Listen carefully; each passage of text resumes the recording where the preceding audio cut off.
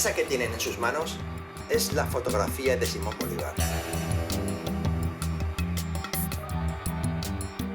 Él, junto a Santander, Nariño, Caldas, La Pola, Manuelita, Antonia Santos y un sinnúmero de desconocidos e invisibilizados, hombres y mujeres a quienes la historia y el país les deben mucho, es el principal responsable de la independencia de la Nueva Granada, hoy llamada Colombia. Su misión, si deciden aceptarla, es contar a través de una obra de teatro qué pasó en la independencia, contextualizando cómo era la vida en la Nueva Granada alrededor de 1819, año en que se dio la batalla de Boyacá, con la que este país, su país, tíos, selló la independencia de la corona española. Buena suerte, muchachos. Esta grabación se autodestruirá en 3 segundos.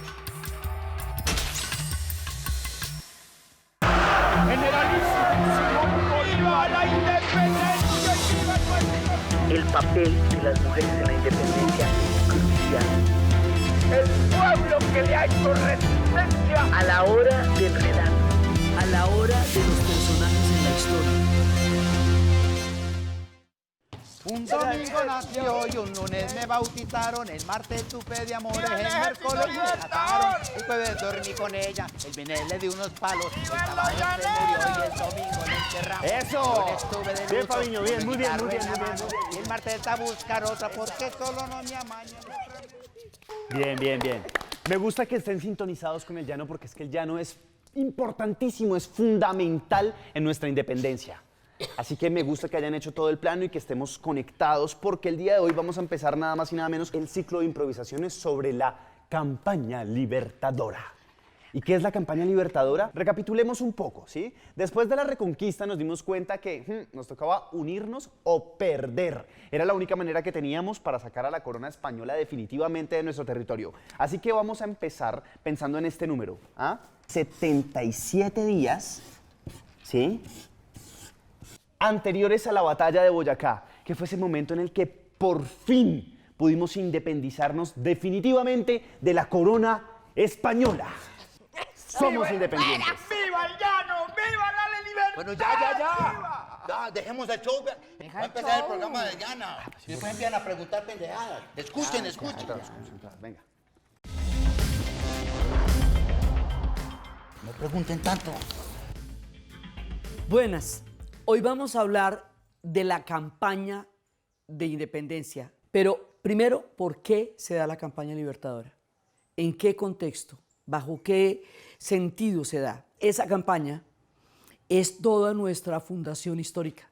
Esa campaña es nuestro mito fundacional porque es la parte que nosotros reconocemos como aquello que nos hizo posibles como Estado Nacional.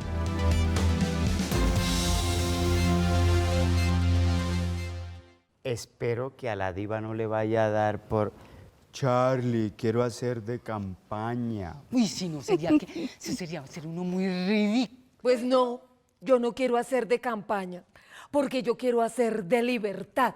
Ay, libertad, me muero de la R, libertad. Ay, muérase de la R, pero de ridícula, porque yo ya tengo mi personaje pillado. Miren, ignoranta.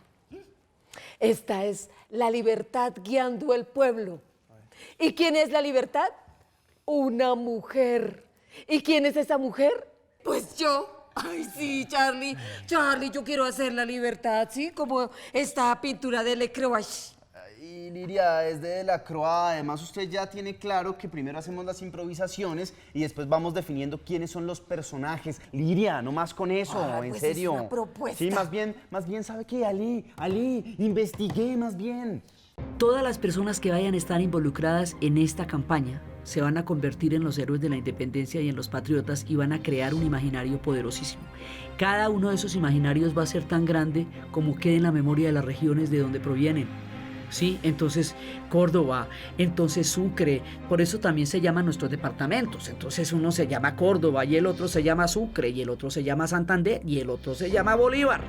Esto le va a dar nombre a nuestra geografía, nombre a nuestros monumentos. Todo esto va a crear el imaginario que nos nombra, nosotros nos llamamos por lo que ellos hicieron. Sí, vea, profe, mire, yo encontré un libro muy importante de historia, que dice cómo empezó todo. ¿Quiere que le lea? Sí. Pero pongan cuidado, pues. El 23 de mayo de 1819, en una choza arruinada de una vereda llamada 70, en Venezuela, Bolívar expuso su plan militar ante la Junta de Guerra que había organizado después de la campaña Admirable, cuando liberó Caracas y se le bautizó como Libertador, nombre que jamás perdió. ¡Viva Simón Bolívar, papito, papito! Ay, perdón, es que estoy... Los llaneros son aquí el tema. ¿Qué pasa? Que hay un momento en que la reconquista está haciendo retroceder a todo el mundo. Entonces la gente de Venezuela se va para los llanos, la gente de Bogotá se va para los llanos, todo el parche se encuentra en los llanos. Y cuando se encuentran en los llanos, ahí es cuando se produce la transformación definitiva que hace posible todo. No solamente la van a apoyar, ellos la van a hacer. Y ellos son los artífices y son la gente que definió en última instancia el rumbo de la independencia del continente de los llaneros. Hágale, Fabiño, lea lo que quiere leer. Hágale, léalo, tranquilo. Pues es que yo encontré un libro importante, es para lo que estamos haciendo, yo no estoy mamando gallo. A ver. El 23 de mayo de 1819, en una choza arruinada de una vereda llamada 70 en Venezuela, no, Bolívar... Ya lo leyó. Pero respete, maldita... Pero si es que no me van a leer, ¿qué va a estar haciendo yo aquí? Pero, profe... Que ya lo habíamos... Bueno, continuemos. Pero Charlie, yo voy a leer, pero de verdad que a mí no me interrumpan porque me parece irrespetuoso que lo estén interrumpiendo a una. Siga. Atención, porque no voy a revelar la fuente para protegerla, pero es fidedigna. Miren, todo ocurrió en 1819, ¿sí? Ojo, porque en 1819 comienza la campaña libertadora y todo pasó en 1819 porque... Ay, ya, Lidia Irene, por favor, arranque. Bueno, ya. A ver, lo que yo investigué dice así. El 27 de mayo en el río Mantecal, Bolívar se baña a la madrugada, recoge su hamaca y monta en su caballo y arranca. Detrás de él viene una tropa de 1.332 hombres. Ese día, con ese número de jinetes, arranca oficialmente nuestra campaña libertadora. Bueno, la campaña de 1819, la campaña de la Nueva Granada, efectivamente es una campaña muy impresionante en lo que tiene que ver con las circunstancias ambientales. Es un momento del año en el que está lloviendo permanentemente. Se trata efectivamente de una travesía muy difícil, hecha en condiciones muy desfavorables, y hay que recordar que se trata de ejércitos en condiciones muy precarias. Contaban con el apoyo de la población, contaban con el apoyo de mujeres, de población, de los pueblos distintos que la sostenían, que escondían, etcétera, y por tanto fueron los que le dieron a Santander hasta cierto punto la seguridad que de decirle a Bolívar y decirle ya podemos entrar. O sea, esto ya es el esfuerzo de todo el mundo, mujeres que participaron, algunas en batalla, otras en el frente doméstico, otras en toda la parte de información, indígenas, afros, toda nuestra diversidad va a estar en estas campañas. ¿Qué pasó, profesor? ¿Qué pasó? No, es que yo recapacité y lo pensé muy bien. Pues, y ya no voy a hablar con los patrocinadores. Y yo lo que quiero es leer exactamente bien qué fue lo que pasó 2 días antes, porque yo tengo ese dato preciso. Simplemente quería eso. Bueno, no, hágale. No, a mí me disculpa, Charlie, pero pues el que se va para Barranquilla pierde su silla. Yo he estado aquí oyendo, ¿ya? Y entonces yo he estado haciendo mis investigaciones. El 27 de mayo de 1819 arrancó oficialmente la ruta con 1.332 hombres. Pero les termino de leer. 11 días después, o sea, el 7 de junio, cruzaron el río Arauca, quedando ya en territorio de la Nueva Granada. Atravesaron 200 kilómetros de sabana inundada y llegaron hasta Tame. Y de ahí se encontraron, adivinen con quién. ¿Con quién? Juanita Bejar. Yo soy Juana Bejar y vengo no más. Deja el show, pues. Chusca, todo eso para decir lo de Juana Bejar, para decir su monólogo. Se encontraron con alguien más importante, con Francisco de Paula Santander. Santander va a ser una figura que para ellos tiene mucha significación, porque ellos sienten que Santander les dio como la bienaventuranza para que fueran los llaneros los que emprendieran la campaña de la independencia, que él fue como el primero que creyó en ellos. Es como lo perciben. El 12 de junio de 1819 se encuentra Simón Bolívar con Francisco de Paula Santander para armar un único ejército. Eran dos hombres muy jóvenes. Francisco de Paula Santander en ese momento tenía 27 añitos y Simón Bolívar tenía 33. El ejército de Bolívar estaba compuesto por 1.332 soldados, como ustedes lo dijeron, pero el de Francisco de Paula Santander tenía 3.123 hombres. Hicieron un único ejército para después poder ir a lo que hoy conocemos como el Puente de Boyacá. Y Bolívar toma una decisión histórica que es la decisión que le da la gloria.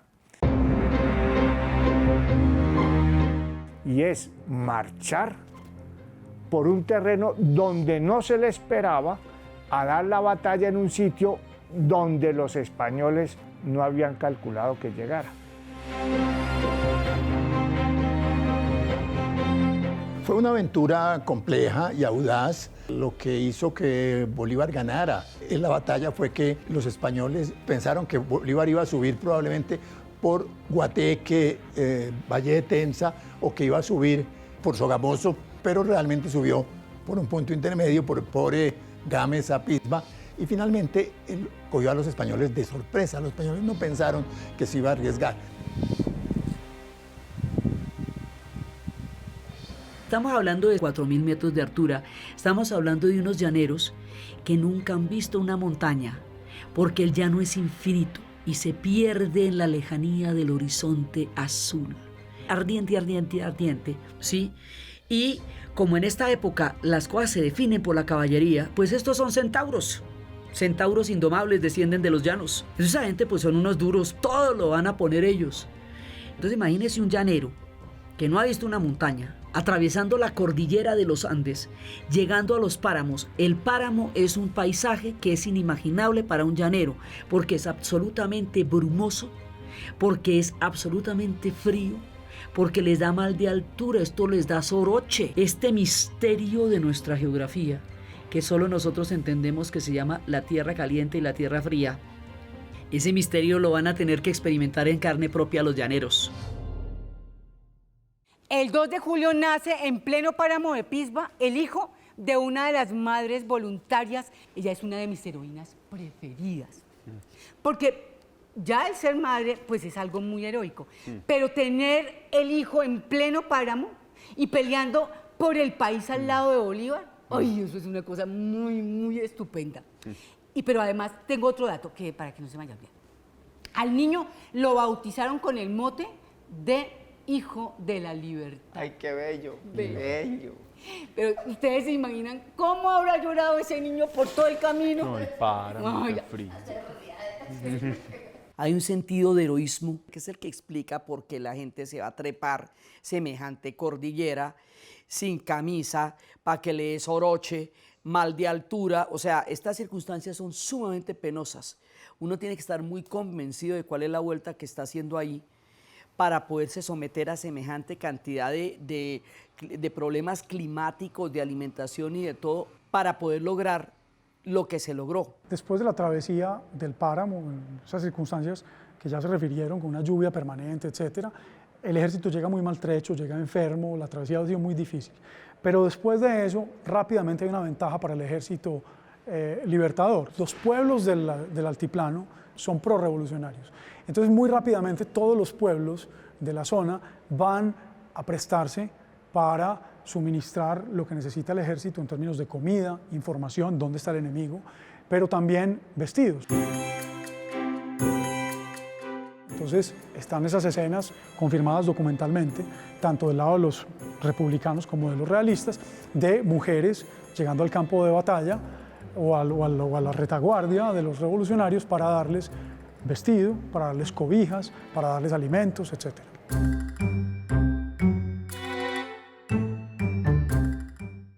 Una de las cosas que es menos conocida y que tiene que ver mucho con el triunfo de Boyacá es el cordón de guerrillas que había, sobre todo en la sabana y un poco hacia Santander, en esta parte, Tunja, Santander, había unos grupos, unos 5 o 6 grupos reconocidos de guerrillas al menos, que estaban hostigando a los realistas desde mucho antes. Esas guerrillas fueron definitivas. En el año 19 hay una especie de surgimiento de distintos grupos guerrilleros en contacto ya con las tropas que están en el Casanare. Y eso es muy importante por varios motivos. Primero, porque van a estorbar el desplazamiento de tropas desde Venezuela, la llegada de refuerzos. En segundo lugar, porque al surgir guerrillas, por ejemplo, en Venta Quemada, en Socorro, en Quicagota, esos diferentes focos de guerrillas lo que hacen es obligar a las tropas realistas a dispersarse. Entonces no puede haber un solo cuerpo porque tienen que atender distintas urgencias. Y si usted le suma a esas urgencias las distintas posibilidades de acceso al altiplano desde Casanare, usted tiene entonces un ejército realista muy disperso porque no saben por dónde van a llegar. ¿Ahora sí puedo leer? Profe, yo creo que sí. Parémosle bolas al profesor. Yo creo que sí, no, primero las damas. ¿Sí? Es un último dato, es antecito de lo que usted tiene. Mire, dice, el primer fiestón que tuvo el Ejército Libertador fue pasando el páramo. Se unieron muchos soldados con muchas familias y entregaron sus hijos para sus batallas. Así que desde siempre se han reclutado niños para la guerra. Eso no lo inventó el tal ese Jojoy. No, pero no entregaron solo soldados, sino 18 cargas de ropa entregadas a última hora. Entonces, ahí en ese momento es cuando estaba participando un gran concierto histórico para transformar el destino de un continente. Y esa convicción de que esto se tenía que hacer ahí, en ese envión, en ese momento y en ese tiempo, era lo que tenía en la cabeza desde Bolívar, que se inventó el sueño, pasando por toda la gente que estuvo metida acá. Todo el mundo estaba convencido de que esa vuelta la tenían que sacar ya. El 25 de julio se vino la batalla más larga, más sangrienta y más importante para nuestra independencia. ¿Alguien sabe cuál fue? Liria, ¿cuál fue? Liria, ¿cuál fue la batalla? Pues la batalla de Boyacá. La de Boyacá. Ay, qué bruta. No, póngale 0, profe. Entonces, ¿cuál fue, Chusca? No, pues esa es la batalla de Vargas. Es elemental. ¿La batalla de qué? ¿De Vargas? ¿Qué digo? Sí, claro. Si no, pregúntele al profe. Sí, yo sé cuál. Pero no quiero hablar. No quiero decir nada. Hasta que no me dejen leer exactamente qué fue lo que pasó y cómo se organizó todo esto. No hablo. El ejército de Bolívar y Santander está en Boyacá y las tropas españolas salen a enfrentarlo y le plantean batalla en un sitio que no le favorece a Bolívar, sin tener la suficiente capacidad para enfrentar a un ejército profesional, disciplinado, organizado, como el que le ofrece el realismo. Pero Bolívar acepta la batalla. Y la batalla que se empieza a dar con las normas de la guerra de ese entonces empieza a ser fácilmente perdida por las tropas patriotas. Imagínese toda la gente que murió en esa batalla. Dicen que fue la más larga que hubo. Empezó muy temprano y se terminó muy tarde. De nuestro lado, más de 236 heridos, 300 y pico de muertos. Del lado español, más de 500. 25 de julio de 1819, la batalla del Pantano de Vargas. Era la guerra de la manera europea. Y allí Bolívar dice, en adelante la guerra será a la manera americana. Hubo un episodio muy recordado y fue que Cuando Bolívar se sintió perdido, centró todas sus esperanzas en los lanceros del llano, comandados por Rondón, en su gran mayoría pardos, como nos decían a los negros. Bolívar, ensangrentado, sudado y mamado, dicen que se le acercó a Rondón y le dice coronel.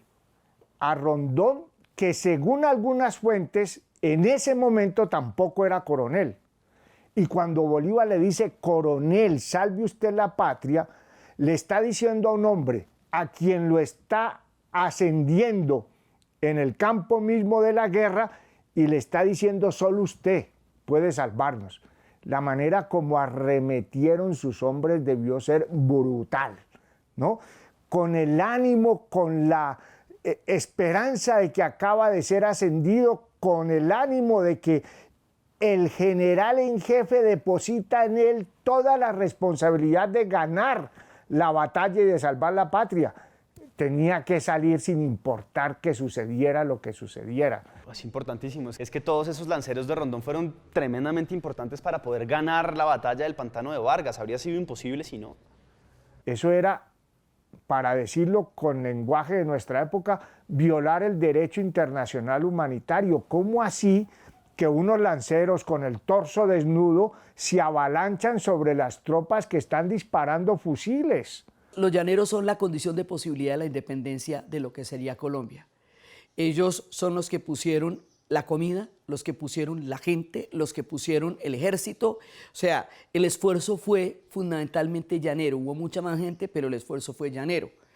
Entonces, incluso ellos después dirán que no se sintieron parte de la conformación de Colombia en la proporción en lo que lo fueron de la liberación. Yo insisto mucho cuando hablo de este tema, yo pienso que es muy importante viajar a Boyacá y al Casanare. Yo pienso que es muy importante ver realmente la distancia que hay, por ejemplo, entre Tunja y el Casanare y tratar de tomar algunos de esos caminos, porque uno se da cuenta de lo que significaba un desplazamiento que hoy en día en carro es largo, es difícil.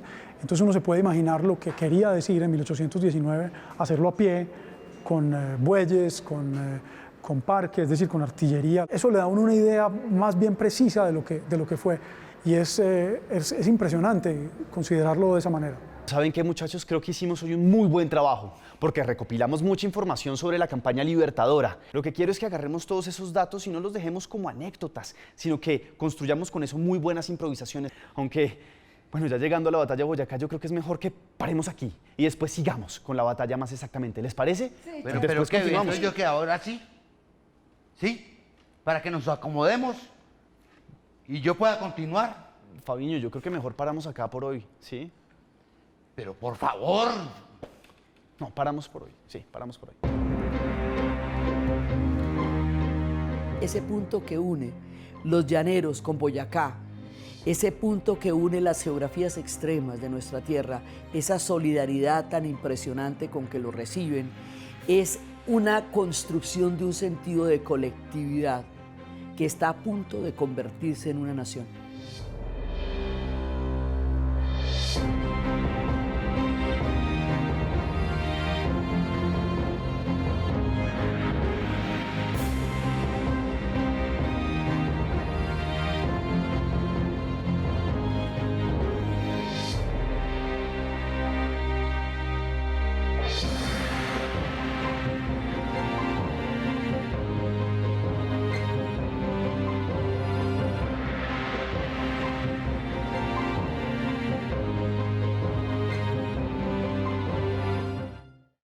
Este programa fue financiado a través de los recursos del Fondo para el Desarrollo de la Televisión y los Contenidos de la Autoridad Nacional de Televisión.